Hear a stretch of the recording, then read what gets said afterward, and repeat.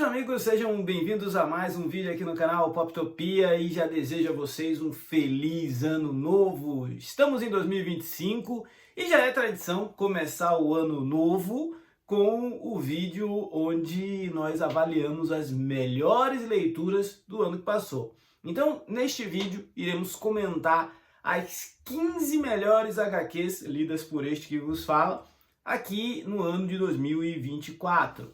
Eu quero já de antemão deixar alguns registros, né? Primeiramente agradecer a você que durante 2024 acompanhou os nossos vídeos, se inscreveu no canal, entrou nos nossos grupos de Telegram, grupos de WhatsApp, grupos do Facebook. Então os links estão aqui na descrição. Se você ainda não faz parte desse grupo, chegue junto, junte-se a nós. Se você não é inscrito e acabou vindo para esse vídeo porque estava pesquisando os melhores quadrinhos, muito bem, agora é hora de você se inscrever e também ativar o sininho com as notificações para não perder os nossos muitos conteúdos que serão publicados aqui em 2025. E os de 2024 você tem tempo de ver porque tem muita coisa bacana que foi produzida.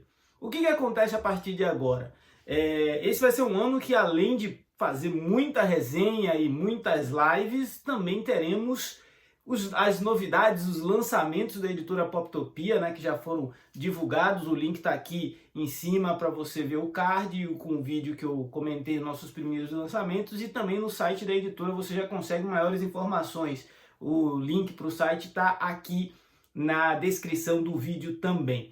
Eu li muito em 2024, mas li muito. Acho que foi o ano que eu mais me dediquei à leitura de histórias em quadrinhos, né? Talvez na casa de 150 a 200 HQs lidas facilmente, né? Isso, por um lado, tomou um tempo considerável da minha vida, rendeu muito vídeo aqui para o canal, mas também me impediu de ler livros, né? E esse ano eu vou tentar ter uma disciplina de ler quadrinhos, mas também ler alguns livros que eu gostaria de manter esta diversificação, né? De não ficar apenas restrito a uma única linguagem de leitura. Mas o lado bom é que nessas muitas leituras eu tive aqui a oportunidade de ler obras fabulosas. E esse vídeo eu separei 15 quadrinhos, no entanto eu poderia ter feito um top 30, porque foram muitas HQs bem interessantes. Isso também se dá por conta das editoras brasileiras estarem apostando cada vez mais em catálogos diversos. Eu vou deixar de enrolação porque já tem quase 3 minutos de vídeo.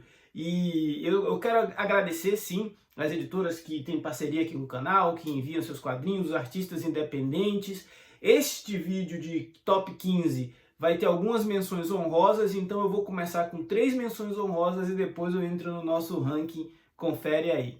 Começando então com as nossas menções honrosas, aqueles quadrinhos que mereciam um lugar, né, na lista de melhores do ano, mas que esbarrou em uma coisinha ou outra que seria a nossa limitação de 15 quadrinhos. Porque no ano passado eu já tinha feito com 12, top 12. Esse ano eu resolvi estender para mais 3 porque realmente estava difícil chegar nos 12. Então, sem mais delongas, um dos quadrinhos que mais me despertou o interesse, e eu nem sabia que eu ia ficar tão interessado até o anúncio acontecer e a leitura ocorrer, foi o ônibus do Dylan Dog da Mitos. Esse é o volume 1, né, um ônibus com as primeiras 6 histórias do Dylan Dog, com uma pegada policialesca, no ar, investigativa, é o detetive do sobrenatural, são histórias que transitam ali entre o trágico e o cômico, né? A presença do Groucho é sempre uma presença divertida, mas as histórias são muito inteligentes, são histórias muito bem elaboradas, e já tem um volume 2, né, que foi lançado agora no final do ano passado. Então o Dylan Dog Omnibus está prometido, inclusive mais 2 para o ano de 2025. É uma boa leitura. Eu acredito que esse material ainda consigo encontrar no site da Mitos, mas já está ficando... acho que já foi para uma segunda tiragem, né? Daqui a pouco fica difícil de encontrar. Então, se você ainda não leu, tem vídeo aqui no canal resenhando no detalhe, né? Essa obra foi bastante comentada por outras pessoas, outros influencers, outros gibitubers. Um que eu não vi muita gente falando e que eu gostei bastante, queria deixar registrado aí a menção honrosa, justamente a nova fase do Incrível Hulk, né? O Incrível Hulk do Philip Kenneth Johnson. Aqui a gente tem uma retomada para o Hulk monstruoso, para o Hulk do terror, para o Hulk que lida com criaturas e situações realmente assustadoras. Essa primeira edição reúne esse primeiro encadernado reúne as 6 primeiras edições dessa nova fase do Hulk. Lá fora já saíram cerca de 15 edições, ou seja, já tem um segundo volume em pré-venda pela Panini. E olha, continua muito interessante, né? O Philip Kennedy Johnson, ele teve uma fase bem interessante, que é a frente do Superman, e assume o Hulk entregando uma história que eu gostei. Gostaria de ter lido já o segundo volume, né? Para poder estar avançado mais na história. Talvez ele tivesse entrado, porque ele termina com um gancho ali para algo que vai acontecer no segundo arco. A arte fica por conta de Nick Klein e Travel Foreman. Os desenhistas são bastante competentes, apesar de que aquelas edições feitas pelo Nick Klein são muito superiores ao outro rapaz que desenha aqui também. Para fechar esse trio de menções honrosas, eu tenho um quadrinho nacional, uma Graphic MSP, que eu li, eu me diverti, eu me surpreendi. Essa Graphic MSP, do Contra a Herança, ela dialoga muito com a questão da identidade étnica de um menino amarelo, né? De um menino descendente de asiáticos que precisa descobrir o seu lugar no mundo, descobrir se ele é brasileiro, descobrir se ele é japonês, o que ele é. E essa brincadeira que faz o do Contra investigar o passado da sua família e pensar no seu próprio futuro é uma forma muito divertida de fazer a gente refletir sobre quem somos, né? De onde viemos, e isso é sempre muito bem-vindo, principalmente pensando num selo que é voltado para um público mais jovem. Então, essa Graphic MSP Herança, ela vale a leitura para você que já é veterano e também para novatos aí que você queira, inclusive, presentear nessas férias aí. Aproveita e dá uma Graphic MSP para a molecada ler e se ocupar. Encerramos as nossas 3 menções honrosas e agora vamos para uma lista que vocês vão ver que é diversa, rica, representativa, mas sobretudo é uma lista de leitura por alguém que leu, né? Não é o fazer a média com a galera, não. Aqui é coisa que eu realmente leio e vocês vão ver que tem muita coisa bastante mainstream e também tem coisas autorais, coisas internacionais, enfim, vamos conferir aí. Nos últimos anos eu tenho descoberto autores que eu desconhecia e que me tornei fã, né? Um deles é o Daniel Warren Johnson. O Daniel Warren Johnson tem obras na Marvel, tem obras na DC. Eu já resenhei aqui o Mulher Maravilha Terra Morta, também já resenhei o Bill Raio Beta Estrela Argêntea e também resenhei o Dual Power Bomb, ou Faça uma Super Bomba, né? Esse foi lançado pela Devir, agora no meio do ano passado. É uma edição em capa cartão, com cerca de 160 páginas. Vou deixar o link da Amazon aqui na descrição do vídeo. E a gente tem o Daniel Warren Johnson contando a sua história de luta livre, né? Mas por que esse quadrinho entrou aqui na 15ª posição dos meus melhores do ano? Por quê? Porque é um quadrinho que vai muito além daquilo que ele se propõe. A gente vai conhecer uma família de personagens que são totalmente ligados a essa modalidade esportiva americana, né? Essencialmente americana, e essa família ela vai sofrer uma tragédia. A partir dessa tragédia, a gente conhece a jovem Rosa e ela vai buscar continuar representando o legado da mãe dela nas lutas livres, e ela vai para um torneio, e aí o negócio vira um massa velho delicioso, porque é um torneio para tentar trazer de volta a mãe que ela perdeu, gente. Eu não vou ficar enrolando aqui, esse quadrinho já foi amplamente divulgado. Quando essa tentativa dela de participar de um torneio que faria com que o maior sonho dela fosse realizado, é como a gente pegasse um videogame e jogasse lendo, né, um personagem passando de fase, enfrentando os vilões. Só que esse torneio é disputado em duplas, e a dupla dela vai ser ninguém menos que o maior arquirrival da mãe dela, que era lutadora de WWE, né, a luta livre americana. Essa trama toda é uma trama que o Daniel Warren Johnson desenvolve de uma maneira muito delicada, muito sutil, mas que diverte. Você não precisa ser um leitor de quadrinhos cult e sofisticados para se divertir com isso aqui, não. Além de uma diversão de extremo bom gosto, é muito bem desenhada, pelo menos se você curte um desenho mais estilizado, um desenho mais anarco, né? Um desenho menos limpo, você vai gostar porque ele tem uma pegada quase como se fosse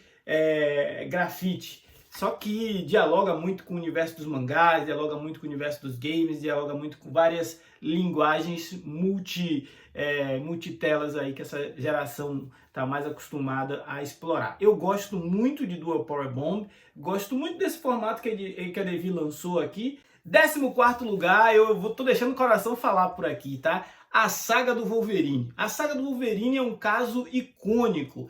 Por quê? Porque ele entrou nessa lista por motivos de nostalgia e por motivos de que foi uma releitura deliciosa. Aqui a gente tem Larry Hama e Marc Silvestre entregando uma das melhores fases do Wolverine. Uma das melhores fases do Wolverine que complementa muito bem o material que está saindo na saga dos X-Men. Então, se você, como eu, está fazendo a saga dos X-Men e esse universo dos X-Men do finalzinho, no início dos anos 90, né, antes da era Image se estabelecer, era muito divertido, era muito coeso. Então a gente vai ver um Wolverine tendo as suas primeiras, não suas primeiras, mas algumas das suas mais importantes aventuras solo. O Larry Hama vai colocar ele em situações aqui bem diferentes das que ele vive como um X-Men. E depois a gente vai ver essa aproximação aqui do universo mutante acabar decaindo para aquilo que é a fase dos implantes de memória, né? Mas esse número 1, o número 2, o vindouro número 3, que está aí à pré-venda faz 6 meses e não aparece nas bancas, são edições espetaculares, espetaculares. Se você é fã do Wolverine e ainda não leu essa fase, pare tudo que está fazendo, compre a saga do Wolverine número 1, número 2 e vá se divertir porque vale a pena. É o puro suco ali dos quadrinhos dos anos 90, antes da era Image, onde o Wolverine ainda era um personagem acessível e vulnerável, né? Não era aquele cara indestrutível que a gente conhece hoje. Gosto muito dessa fase, entrou aqui no meu top 10 do ano, no meu top 14 do ano por enquanto, porque eu realmente gostei muito dessa leitura, foi um prazer reler. Espero que... Eu gostaria muito que a Panini colocasse a saga do Wolverine como revista mensal, para a gente diminuir um pouco esse delay e ter mais desse material na banca, uma vez que o quadrinho regular do personagem não é tão interessante assim. Vamos apostar nos clássicos então. Em 13º lugar, vou roubar um pouco aqui e ao invés de comentar uma HQ, eu estou falando de uma série de revistas bimestrais que estão saindo, que é justamente o Conan, o Bárbaro da Titan Comics, né? Por que esse quadrinho entrou nos 13 melhores quadrinhos do ano? Porque a gente tem aqui o resgate da essência de um personagem que vinha sendo utilizado de maneira equivocada pela Marvel. A Titan Comics entregou essa série do Conan para um roteirista que parece conhecer muito bem o personagem, que é o Jim Zub, e chamou um desenhista que é o Robert de la Torre, capaz de emular aquilo que é visualmente a melhor versão moderna do Conan, né? Por quê? Porque ele não se distancia dos clássicos, mas não esquece que é um quadrinho moderno. Então a gente tem um roteiro que utiliza recorrentemente aqueles elementos da espada, feitiçaria, bruxaria, tramas políticas, mas também que coloca o Conan em uma condição de um protagonista respeitável, de um protagonista contextualizado com aquilo que o Robert Howard imaginou para o personagem. Estou dizendo isso porque o Conan teve uma passagem pela Marvel muito temerária, né? Foi membro de Vingador, lutou com um monte de gente, se aliou com o Venom, veio para o Brasil e nada daquilo se aproveitou. Aqui em 5 edições o Jim Zub conseguiu consolidar o Conan em um momento específico, fazer crossover com personagens que fazem sentido que ele encontre na época e no universo dele, então tá tudo muito redondinho. São 5 edições até agora, mas já foram lançadas algumas mais lá fora. A Panini tem lançado nesse formato canoa, né, custando R$ 19,90, talvez seja o quadrinho mais acessível para leitores maduros na banca hoje. E mais recentemente chegou também a Espada Selvagem do Conan, mas esse número 1 ainda não foi tão impactante a ponto de entrar nessa lista. Então, 13º lugar, Conan o Bárbaro. Procure comprar porque também é um material bem interessante. Se você já está lendo Conan o Bárbaro, comente aí, deixa sua lista aí também das suas 10, 5, top 15 melhores do ano, porque a ideia é não só eu ficar aqui conversando, vou comentar de vocês aí também. 13º lugar, Conan. E 12º lugar, a gente volta com Daniel Warren Johnson, né? Daniel Warren Johnson tem tido uma produção muito constante de quadrinhos e já tem coisa anunciada para o ano 2025 ser publicada aqui no Brasil, o Extremity, e também tem Transformers que ele está produzindo lá fora, mas ainda não tem editora aqui no Brasil, né? Será? E a Devir lançou Murder Falcon no início, acho que fevereiro ou março do ano passado. Esse é um outro quadrinho onde o Daniel Warren Johnson trata do tema da família, né? Só que sob a perspectiva de um cara que tem uma banda de heavy metal e a partir dessa banda de heavy metal ele descobre que ele consegue invocar criaturas de outras dimensões para impedir que o nosso planeta seja destruído por monstros que estão invadindo o nosso território. Esses monstros são combatidos justamente por pessoas que tocam heavy metal com seus instrumentos sagrados. É doideira, gente. É o puro suco do massa velho. São kaijus gigantes. É uma banda que toca, sai pela estrada em uma van e cada um tem um instrumento que invoca um animal de proteção, uma espécie de avatar. E o Murder Falcon é o personagem aqui que é o avatar deste protagonista, né? Acontece que esse protagonista tem uma vulnerabilidade muito forte e tem uma história por trás dessa trama que envolve questões emocionais, questões de saúde mental, questões muito sensíveis, e o Daniel trata isso com uma delicadeza. Em um quadrinho que era para ser porradaria e tiro, porrada e bomba, a gente acaba encontrando de novo uma mensagem bem bonita, bem bacana e até certo ponto uma mensagem motivadora, eu diria. Então, Murder Falcon tá aí na nossa 12ª posição com um dos melhores quadrinhos lançados em 2024, mais um quadrinho da Devir, mostrando que a Devir tem um catálogo muito bom. Talvez precise um pouquinho mais de divulgação dessas obras, né? Ela inclusive divulgou aí a lista de mais vendidos do ano, foi uma das poucas editoras a fazerem isso, e Murder Falcon estava ali, acho que na 4ª, 5ª posição, e depois outros quadrinhos, os 2 quadrinhos do Daniel Warren Johnson lançados estão entre os 10 mais vendidos pela editora Devir no ano de 2020. Entre os 2 melhores quadrinhos do ano, a gente tem um quadrinho que, no primeiro momento, eu achei que não ia emplacar, né? É uma obra do W. Maxwell Prince, As Canções do Cisne, né? Ou Canções do Cisne, lançado pela QS Comics. Essa é uma antologia que reúne nomes como Marty Simons, Caspar Wingard, Felipe Andrade, Alex Kamalki e Martin Morazzo. Todos eles ilustrando histórias escritas pelo Maxwell Prince, e essas histórias tratam sobre o fim, né? Então a gente começa com uma história sobre o fim da vida e todos os dilemas que a morte iminente pode representar, né? Acompanhamos aqui a história de um filho que resolve realizar o último desejo de uma mãe moribunda e o quanto essa missão acaba se tornando algo que pode colocar a própria vida dele em perigo, mas que para ele é importantíssimo. Porque quando as pessoas estão perto do fim, elas se tornam tão especiais para a gente e no dia a dia às vezes a gente não tem essa noção, né? Outra história sobre o fim que tem aqui é o fim de um relacionamento. Um fim de um relacionamento que começa com uma paixão avassaladora e que termina selado com uma briga infinita, infinita, infinita.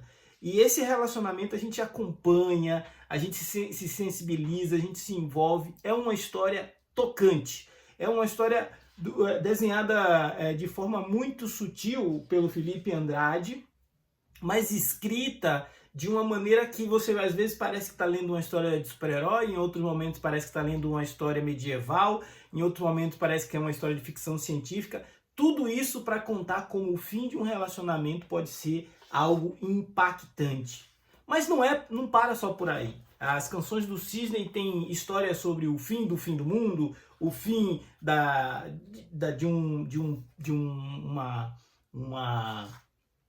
uma pena na cadeia e outros fins que fazem com que a gente reflita como a nona arte, como as histórias em quadrinhos podem ser obras de uma abertura assim única para a gente enxergar o mundo de um jeito diferente, né?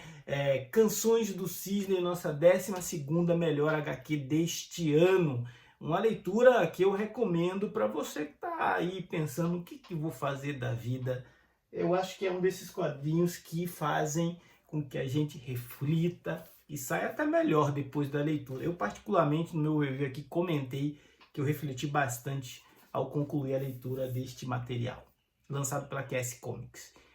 Outro quadrinho que teve pouca repercussão, e eu acredito que isso se dá por conta de muitas vezes a gente não dar valor para o quadrinho produzido por artistas brasileiros, é o Teatro Fantasma, lançado aqui no Brasil pela editora Conrad e produzido pelo Thiago Souto. O Thiago Souto é um dos maiores talentos que o Brasil já produziu no que se refere a contar uma história em quadrinhos, né? O Thiago, ele conta aqui a história de uma menina que ela é órfã e mora em um internato, e nesse internato ela vai acabar tendo contato com um artefato sobrenatural, que é um artefato que vai levá-la até este lugar que é o Teatro Fantasma. Esse Teatro Fantasma fica em São Paulo, e a história dessa garota se confunde com a história da música, com a história do teatro na cidade de São Paulo, se confunde com questões de aceitar o mundo de um jeito diferente, se confunde com entender que famílias nem sempre são aquelas pessoas com as quais a gente tem laços sanguíneos. É uma obra muito, muito interessante, mas ao mesmo tempo muito divertida, né? Por quê? Porque tem fantasma, porque tem mistério, porque tem segredo, porque o Thiago Souto ele desenha essas cenas e esse mistério e esse suspense com uma pegada meio cartoon, então faz com que tudo seja mais leve. E apesar de ser um quadrinho com mais de 360 páginas, você vai ler, você vai rir, você vai se emocionar e você nem vai sentir o tempo passar, porque ele é muito gostoso de ser lido e a edição da Conrad tá um capricho. Então, Teatro Fantasma, né, do Thiago Souto, fica aí na 11ª posição como uma das melhores HQs que eu li nesse ano de 2024.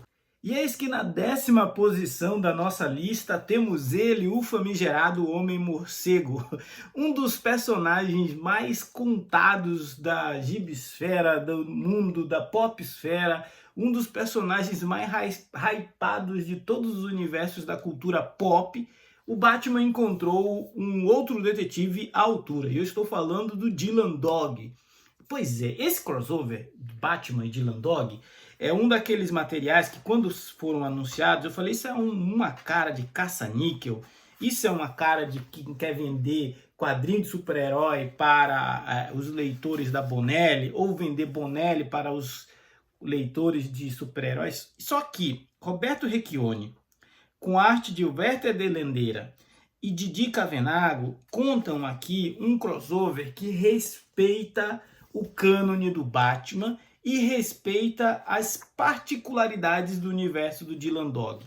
Essa história vai colocar o Batman, o Dylan e o Dr. Abraxas em uma espécie de triângulo, não, porque vira um quarteto com a entrada do Coringa, e esse quarteto de terror se relaciona de uma maneira muito perturbadora.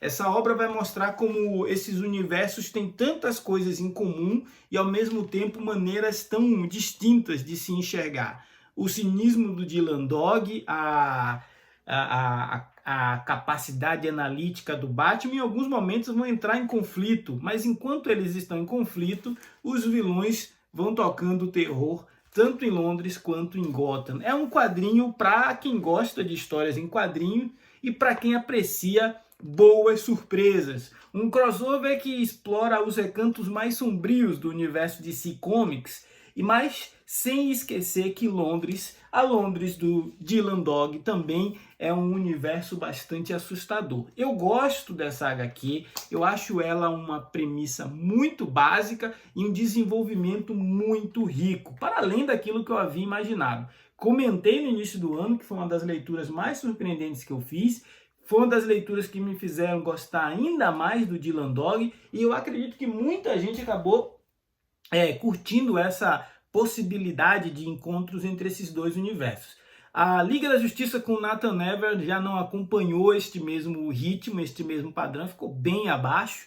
Eu não li, mas vi resenhas a respeito de Flash e Zagor, se eu não me engano, e este foi um outro crossover que a galera não gostou. Então, dessa leva aí, recomendo muito que você leia Batman e Dylan Dog.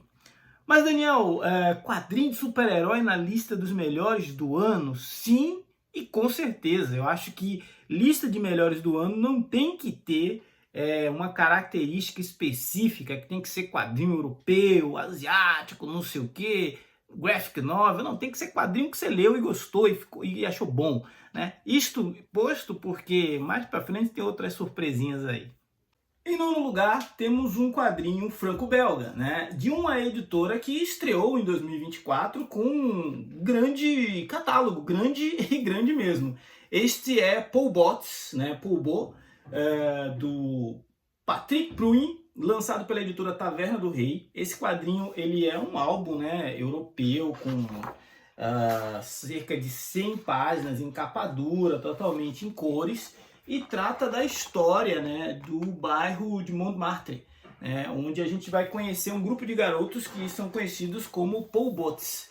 É uma história muito curta, né, cerca de 100 páginas, e você acompanha como um grupo de garotos pobres tentam sobreviver em uma Paris que já sofre com especulação imobiliária no início do século XX, né? Essa pobreza de alguns garotos vai contrastar com a riqueza de um menino que é filho de uma família rica e que deseja comprar boa parte do bairro. Essa colisão de universos singulares vai fazer com que a gente conheça a dinâmica local ali e a forma como que os franceses encaram e viram aquela época tão diferente e tumultuada se transformar e consolidar a Paris que a gente conhece hoje. Francisque Paul Bots, que é o artista que dá nome a esses moleques de rua, que acabou se tornando quase que um adjetivo no francês, é um artista importantíssimo lá, e a principal característica da obra dele era representar o cotidiano desse bairro. É por isso que essa obra ela tem uma característica ao mesmo tempo quase que biográfica, mas documental, de uma forma também muito bem ilustrada, faz com que a gente tenha praticamente aquela sensação de que não estou com uma história em quadrinhos em mãos, estou sim com uma galeria de arte impressa aqui na minha estante. Maravilhoso, magnífico, excelente quadrinho. Paul Bots, Taverna do Rei, lançou aqui no Brasil. Agora, a gente chega então nas 8 primeiras HQs, e aí eu vou entregar para vocês aquelas que realmente, não que as outras não, mas aquelas que foram leituras que eu acho que eu vou fazer releituras por muito tempo, né? Aquelas que ficam na estante, de vez em quando você pega para reler. Por exemplo, Quando Nasce a Autoestima. Esse é um quadrinho do Jefferson Costa com a Regiane Braz, que trata da história, né, de uma jovem menina negra que procura a identificação com a sua família, que sofre discriminação dentro da sua própria casa, que entende que a construção da identidade étnico-racial dela é o único caminho para ela conseguir superar uma sociedade adversa, uma sociedade que maltrata as pessoas que ela julga não ser as pessoas desejadas por ela, né? Esse quadrinho é um quadrinho que vai dialogar com pessoas negras e com pessoas não negras. Vai dialogar com pessoas que sejam sensíveis ao tema do racismo, que sejam sensíveis ao tema de que a gente precisa debater certos assuntos, principalmente para que outras crianças não passem o que a protagonista dessa história passou. E essa é uma HQ, se ela não é autobiográfica, ela tem muito da vida da autora, que é a Regiane Braz, e é um quadrinho que, se eu tivesse que apostar, é sério candidato a prêmios neste ano de 2025. Estou falando de Jabuti, estou falando de HQ Mix, porque ele bate fundo em um dos problemas sociais mais crônicos que o Brasil enfrenta, né? Então fica aí Quando Nasce a Autoestima, lançado também pela editora Trem Fantasma. Então aqui no nosso top a gente já teve Devi, já teve Panini, já teve Conrad, agora tem Trem Fantasma, tivemos Taverna do Rei e vai ter também quadrinho da Nemo, né? O quadrinho da Nemo que eu tenho aqui na... O quadrinho da Nemo que eu tenho aqui na nossa 7ª posição é justamente Kililana Song. Kililana Song é um quadrinho também franco-belga, né? Um quadrinho do Benjamin Flow, e a gente vai acompanhar a história de um rapaz, né? Que é o Naim, e ele vai nos apresentar a vila de Kililana, né? A vila de Kililana fica no Quênia, e ela é uma espécie de paraíso natural que começa a ser descoberto por turistas, por exploradores imobiliários, especuladores imobiliários. Aí, ao mesmo tempo que a gente acompanha esse menino Naim fugindo da escola, tendo as suas aventuras, a gente conhece uma série de personagens ali daquele cotidiano, um pescador, um religioso, uma garota de programa, um dono de um boteco, e todos esses personagens vão se amarrando em uma trama que mostra como que a exploração, né, de territórios como esse vem impactando na vida das pessoas nessas regiões do planeta. O ponto que me destaca em Kililana Song é a forma como Benjamin Flow representa a África. Aqui não é uma África sofrida, aqui não é uma África menosprezada, uma África não avançada, não evoluída. Aqui a gente tem uma história de uma África moderna e que sofre problemas muito parecidos com problemas enfrentados por outras regiões do mundo, como algumas regiões aqui no Brasil, né? Essencialmente, Kililana Song, ele é muito bem ilustrado. Talvez o quadrinho seja longo demais, exija do leitor um fôlego e um interesse específico neste tipo de narrativa. Mas eu confesso para vocês que eu fiquei com vontade de conhecer a região de Kililana, no Quênia, depois da leitura dessa obra. Então, se o intuito era chamar atenção para regiões do planeta que a gente pouco sabe, pouco conhece e pouco se importa com os problemas que ela enfrenta, o objetivo foi atingido com sucesso, e Kililana Song se transformou numa das minhas favoritas leituras neste ano. 2024 foi um ano marcado pela presença de muitas HQs de faroeste. Aqui no Brasil a gente teve o relançamento de obras importantíssimas, e elas não poderiam ficar de fora porque foram leituras que me despertaram interesse para este tipo de história, né? A gente teve duas coisas que marcou o ano para mim. Uma delas é a grande presença do Jodorowsky em diversas editoras. Tem Jodorowsky no Pipoca Nanquim, na Comic Zone, tem Jodorowsky na Cass Comics, tem Jodorowsky na Conrad, e boa parte dessas tramas são tramas de faroeste, né? O lançamento de Blueberry é um lançamento impactante, as presenças de quadrinhos da Bonelli, quase sempre de faroeste, em diversas editoras, mostra a força desse filão no mercado. Mas para mim um dos destaques desse ano, com certeza, foi o lançamento de Os Filhos de El Topo, né? Os Filhos de El Topo é um desses quadrinhos assim que você inicialmente talvez ache que vai ser de leitura muito difícil, né? Alejandro Jodorowsky com Ladrão, fazendo aquilo que deveria ser a continuação de um filme que o Jodorowsky lançou lá nos anos 70. Mas acredite, eu não vi o filme, eu não fui atrás de saber absolutamente nada do filme, apenas embarquei no universo da HQ e ela é espetacular. A gente vai acompanhar aqui um cara que é uma espécie de messias, né, que é um milagreiro, que ao morrer ele deixa seus 2 filhos em situações completamente distintas. Um é amaldiçoado e o outro é uma espécie de santo também.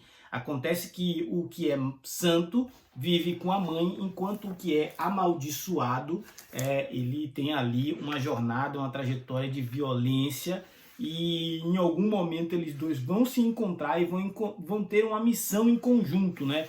Essa missão é absurdamente desafiadora para ambos, e a gente vai ver Caim e Abel, né, nessa versão aqui do Jodorowsky, com uma versão perturbadora, com virgens se sacrificando, com defunto de santo sendo roubado no deserto por um bando de saqueadores. Cara, tem situações absurdamente inusitadas, e eu diria que eu acabei a leitura com a sensação de que, assim, apesar de não ter visto até agora o filme original, eu gostaria de ver um filme sobre esta HQ. Eu gostaria de ver esta HQ adaptada para um filme. Então, Os Filhos de El Topo é um quadrinho que, independente de você conhecer a obra cinematográfica do Alejandro Jodorowsky, merece ser lido, merece ser apreciado, tanto quanto o faroeste que ele o é, quanto essa distopia messiânica de que algumas pessoas conseguiriam, né, ter essa jornada que os dois irmãos têm nesta HQ. Espetacular, espetacular, né? Mas assim, agora chegamos às 5 últimas HQs dessa lista. Então, na quinta posição, para surpresa de quase ninguém, tem mais outro faroeste, né? E Undertaker, eu vou falar para vocês que gente, Undertaker eu tratava assim como mais um lançamento hypado da Pipoca e Nanquim, né? Poxa, eles vão dizer que é o quadrinho definitivo do ano, aquela coisa, mas isso já foi dito outras vezes. Acontece que Undertaker me pegou, hein? Undertaker é um quadrinho de faroeste, né? Essa é uma edição integral, talvez, do Pipoca e Nanquim, uma edição definitiva, escrito pelo Ralph Meyer com Caroline Delaye e Javier Dorisson. E a gente vai conhecer um coveiro, né? A gente vai conhecer o Undertaker, que é o personagem aqui que ele trabalha com a preparação de corpos para serem enterrados, né?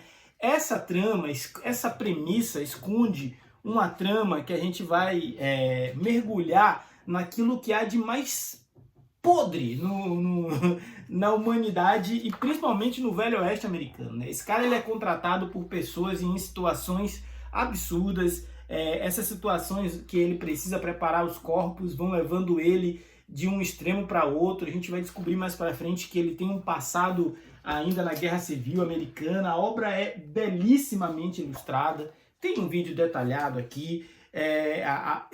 O personagem ele cria um abutre de estimação e tem um arco aqui que ele precisa lidar com um serial killer, que é um negócio assim tipicamente, cara, o ogro de Sutter Camp. Isso me deixou impressionado.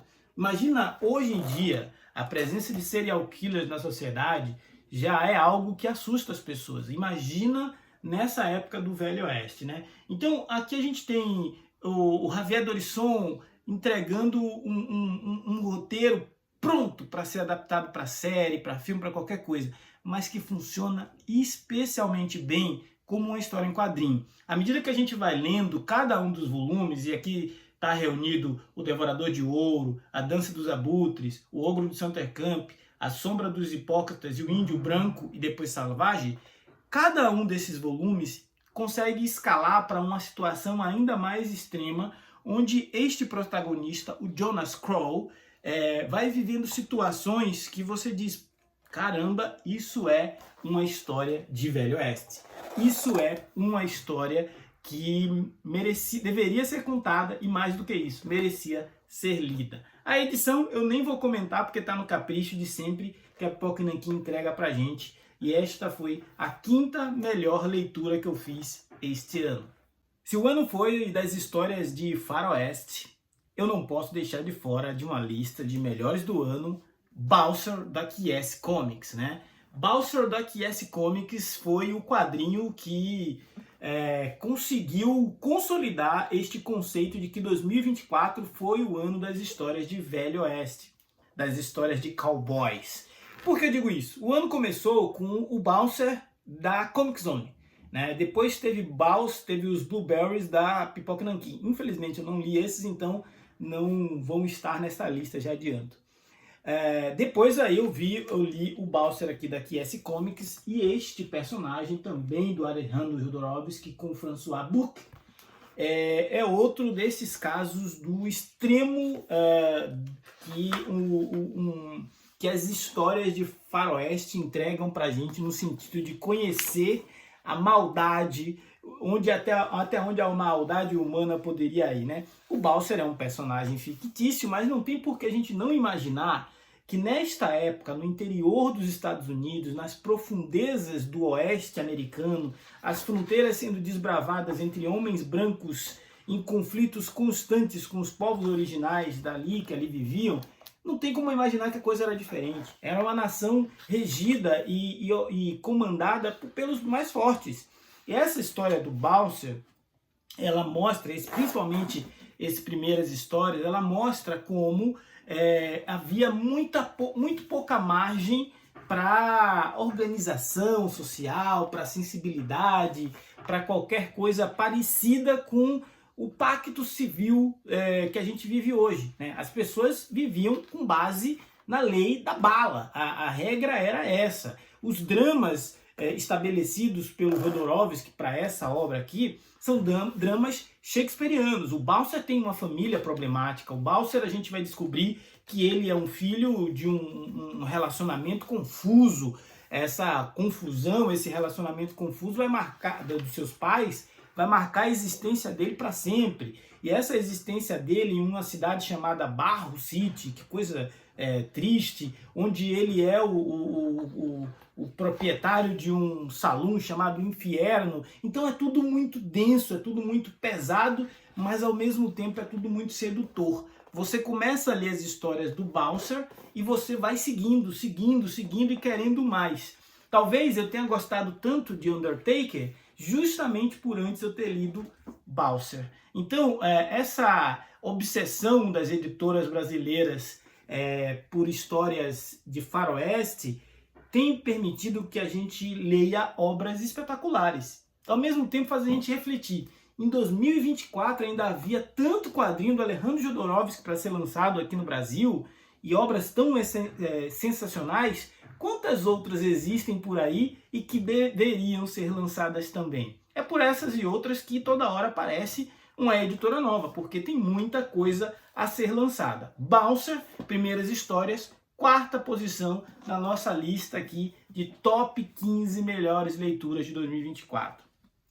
Agora, vamos para o nosso pódio, para nossas top 3, para fechar essa lista e para mostrar como 2024 foi um ano espetacular. Eu já falei no início do vídeo que eu sou fã do Daniel Warren Johnson, mas tem um outro autor que eu sou fã também e gosto muito do trabalho, e esse cara resolveu reestruturar, reescrever, reestabelecer uma lenda dos quadrinhos americanos, que é o Homem-Aranha. A retomada do universo Ultimate pelo Jonathan Hickman permitiu que a gente tivesse a oportunidade de ler o Ultimate Homem-Aranha. Ultimate Homem-Aranha é top 3 leituras do ano, na minha opinião. Aqui a gente vai conhecer o Peter Parker, pai de família. A gente vai conhecer um Homem-Aranha que não foi picado por uma aranha radioativa quando ele era um adolescente.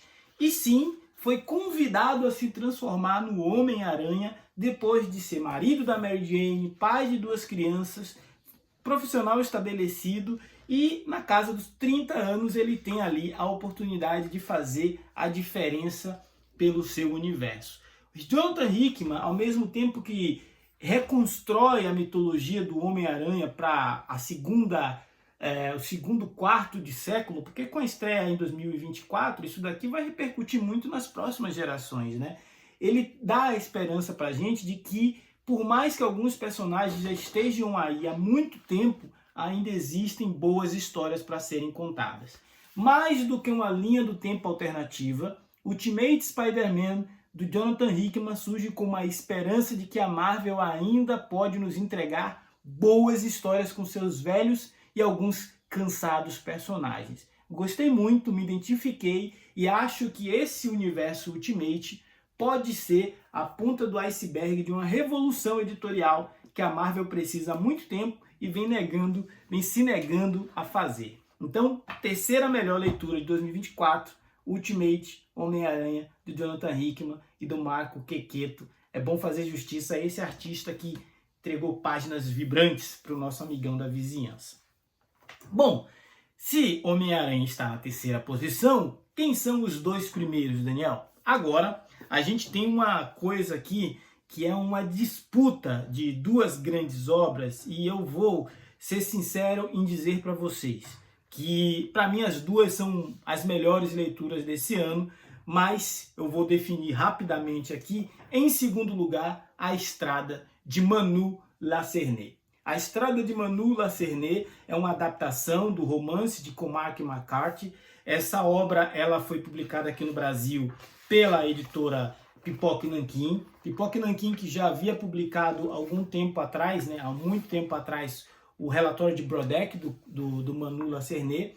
E aqui a gente conhece essa história já do romance. A gente já conhece essa história de um filme com o Viggo Mortensen, né? Dois seres humanos, um pai e um filho, tentando sobreviver em um mundo pós-apocalíptico, com uma situação absurdamente adversa. Eles precisam lidar com um clima severo, eles precisam lidar com a falta de recursos, eles precisam lidar com a violência extrema, eles precisam lidar com gangues, e tudo isso na esperança de encontrar um lugar menos terrível para continuar vivendo. Mas por que continuar vivendo? Por que continuar sendo bom em um mundo tão tenebroso? Essa é a questão de A Estrada, onde Manu Lacernay consegue, através da sua arte, né, totalmente aqui ilustrada por ele, através da sua arte, fazer com que a gente realmente entre no universo do livro escrito pelo Cormac McCarthy. Esse quadrinho na França foi sucesso de venda, vendeu mais de 100 mil cópias. Acredito que aqui no Brasil também tenha desempenhado muito bem do ponto de vista comercial. Criticamente, todo mundo que leu elogia. E para mim é o segundo melhor quadrinho lançado em 2024. Fechando nossa lista de melhores quadrinhos de 2024, eu vou revisitar um tema que parece recorrente nas obras que eu selecionei. Já falei de Quando Nasce a Autoestima, que é um quadrinho sobre racismo. Já falei sobre Kililana Song, que é um quadrinho sobre a África. E agora eu quero estabelecer e deixar registrado que a melhor leitura que eu fiz em 2024 se trata de O Céu na Cabeça. O Céu na Cabeça é um lançamento da Comic Zone, né, de um álbum europeu premiadíssimo, premiadíssimo inclusive no Festival de Angoulême. E O Céu na Cabeça ele tem roteiro de Antônio Altarriba, com a arte de Sérgio Garcia Sanches e cores de Lola Moral. Essa equipe de artistas espanhol vai contar a história de Nivek. Nivek é um menino africano do Congo que trabalha em uma mina de exploração de diamantes. Essa condição do Nivek faz com que ele se torne vulnerável à presença de milícias armadas e a tragédia da vida dele começa aí. A Nivek vai ser transformado em várias coisas ao longo dessa obra, mas o que fica de evidente é a desumanização do homem negro, né? O jovem Nivek vai precisar fugir do seu país em busca de viver em um lugar melhor, que ele imagina ser a Europa. Essa jornada dele vai fazer com que ele transite pelo continente africano e através dessa jornada de busca por algo melhor, a gente vai ver a dificuldade, as agruras de um cenário africano contemporâneo, né? Talvez a grande força de Um Céu na Cabeça esteja justamente no fato dele ser um quadrinho que trate de temas que, se você abrir o noticiário hoje, você vai ver a imigração ilegal, a imigração descontrolada de pessoas saindo da África para tentar chegar na Europa em botes, em barcos. Esses barcos são naufragados, essas pessoas ficam à deriva, muitas delas morrem, algumas são escravizadas. Enfim, é uma obra que joga luz sobre um tema muito pesado. É uma obra que joga que atrai a discussão para um tema que é a condição da vida no continente africano. Ao mesmo tempo que a gente tem muitas belezas naturais e muitas oportunidades de empreendimento e muitas outras narrativas e outras perspectivas como Kililana Song, ainda existe um cenário dolorido no continente africano, e esta obra consegue condensar tudo em um quadrinho e deixar a gente com a sensação de qual o meu papel nisso tudo, né? Kililana Song é muito sensível, é muito poético, e O Céu na Cabeça é praticamente uma denúncia, é praticamente um manifesto, é praticamente um chamado a algo que você precisa fazer a respeito do que está acontecendo em alguns lugares, em algumas situações, com algumas pessoas no continente africano. Espetacular, espetacular. Uma HQ que vai ser lembrada por mim sempre que eu puder falar, porque é uma obra muito interessante. Espero que este vídeo tenha prendido sua atenção até aqui. Essa minha lista foi uma lista das coisas que eu tive a oportunidade de ler. Queria ter lido muito mais outras obras. Nem todas são tão acessíveis quanto eu gostaria que fossem, para que eu pudesse ter uma lista ainda mais ampla e mais diversa. Mas eu fiz aqui uma seleção daquilo que eu acredito que vão ser leituras enriquecedoras para você, colecionador de quadrinhos. Quero te convidar nesse momento a comentar aí qual que você concorda, qual que você discorda. Se não for inscrito, já sabe, se inscreva. Claramente, que se você se interessar por alguma dessas HQs, tanto as da Panini quanto as das demais editoras, o link está aqui na descrição do vídeo. Você comprando pelo nosso link não paga nada mais por isso, ajuda o canal a continuar produzindo conteúdo. Afinal, meus amigos, falar de gibi é sempre muito bom. Fazer quadrinhos melhor ainda.